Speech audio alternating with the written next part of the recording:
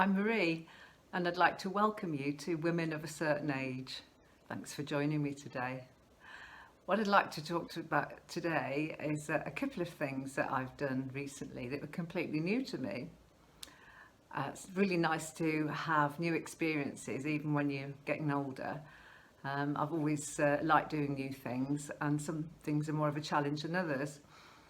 As I've mentioned to you before, I joined rock choir just over about a year and a half ago now, because I wanted to meet people and wanted to put some more structure back in my life.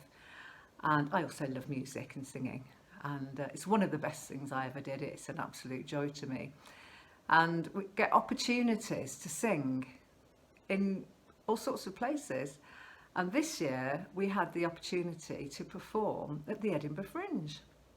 I have never been to the Edinburgh Fringe before, and all I can say is I had an absolutely amazing time, and I would highly recommend it. The whole city is just teeming with life at all hours of the day, right from in the morning right through till gone midnight, with performers of all sorts, people from all nationalities, from all over the world. Performers come, and so do people that want to take part as an audience and just take the experience of it all. And there's comedy, there's theatre, there's music.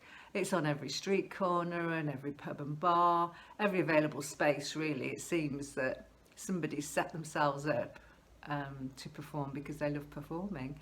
And the actual programme, I wish I'd got it here to show you, is like a telephone directory. And I'm not joking here at all. It's really thick, and the Fringe is on for 3 weeks in August.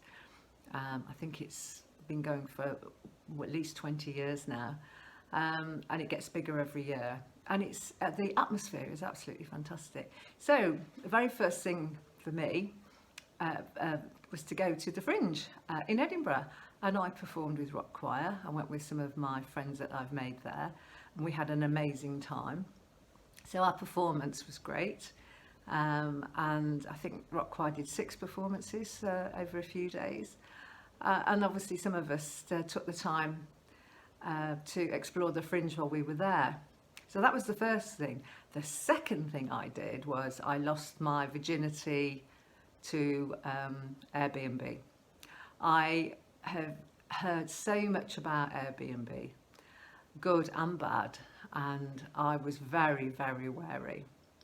But I do have a very good friend who travels a lot with her husband, and they've stayed in Airbnbs all over the world. They've stayed in castles and beautiful houses, and she said, just try it. She said, I think you'll be quite surprised. So I plucked up the courage, and I have to say my experience was incredible. I did some research and I found a beautiful apartment in Edinburgh, very close to the centre but far enough away to be very quiet, in the new town. And they have some beautiful crescents with Georgian houses, and so they've got like a house at pavement level, and then there's steps down to another apartment underneath, which isn't dark and dingy. It might be a basement, but it's not dark and dingy by any stretch of the imagination, because it has windows facing out into the daylight. It was a beautiful apartment. It's this lady's home. There's a lady living on her own, and she just said all she asks is you treat it as her home, which any self-respecting person would. It's really beautiful. I had my own lovely bedroom, bathroom. I could use the kitchen and the lounge. And I happened to meet her on the first morning after my first night's stay. So I would highly recommend that to anybody. The quite amusing thing was that because I got there in a bit of a rush, so my friends and I were going to the tattoo on our first night, and we travelled up by train to Edinburgh, and so we had to drop our bags off at our various accommodation ports, do a quick change and get out for food and then go to the tattoo, which again was another amazing experience. So when I got there, my host was at work and she'd left me a map of sorts. It was basically a paper trail of signposts as to which was my bedroom, which was my bathroom.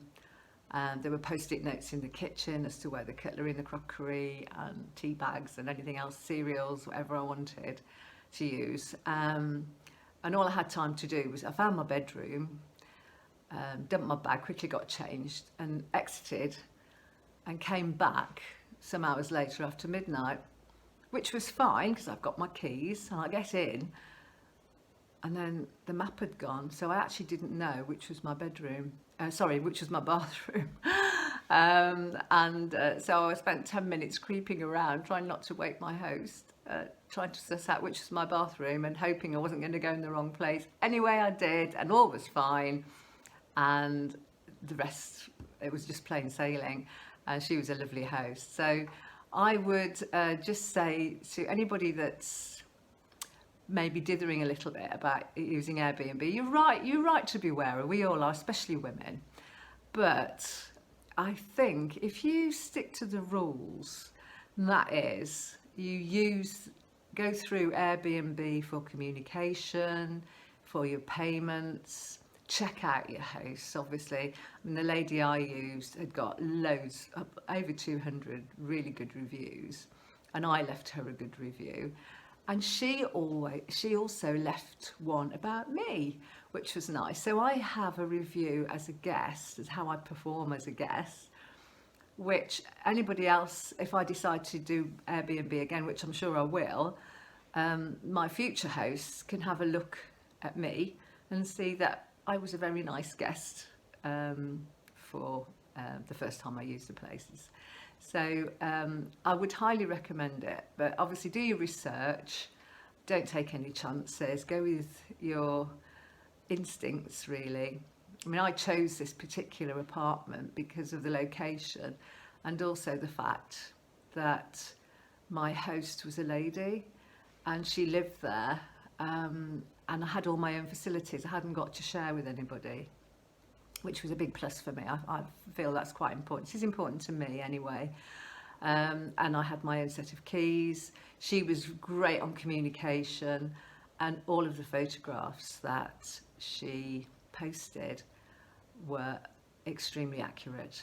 It was a really lovely experience. So there we go, on to new adventures. Let me know what your experiences have been, good or bad, for Airbnb, and let's start a discussion and see what we're going to go on to in the future. So thanks for watching and I'll talk to you soon. Bye.